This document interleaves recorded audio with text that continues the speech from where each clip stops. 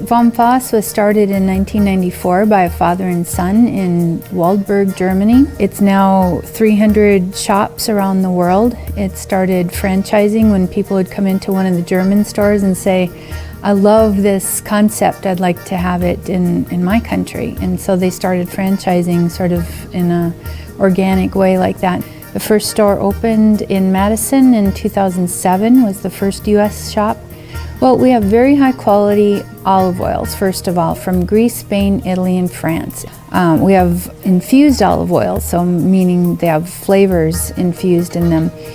And we also have nut and seed oils. The Kowalski's shop is called a shop-in-shop, so it's a small 17-foot display inside Kowalski's Market. We've had a lot of fun with our cooking classes, and I think our customers have too. Not anything too complicated, and I think that you might be inspired tonight. I try to get people involved and engaged, so I always invite people up to the stovetop or the counter where I'm working so they can see what's going on.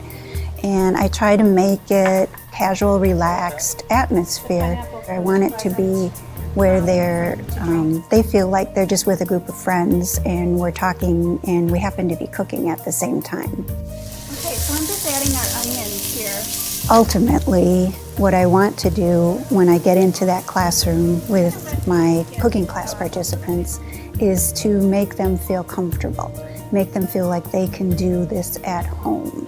And I want to take the complication piece out of it. Vom Fass products are top quality to begin with.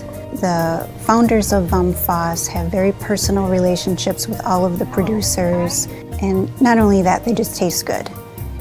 I couldn't do what I do if they weren't such high quality and they didn't have such great flavor to them. Adding tomatoes to this one too. So these again are the diced tomatoes from a can. Most of the time when people think of healthy eating, they think it's going to be boring and blah, and they're not really going to like it. They're going to have to force themselves. And that really couldn't be farther from the truth.